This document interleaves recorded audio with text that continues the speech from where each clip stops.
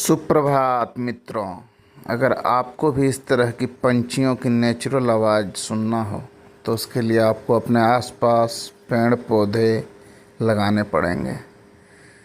ये आवाज़ जब आपके कानों में जाता है ना, तो ऐसा लगता है जैसे आप नेचर के कितने करीब आ गए हैं। नेचुरल चीज़, नेचुरल आवाज़ जो है आपको यहीं से मिल सकता है। उसके लिए आपको पेड़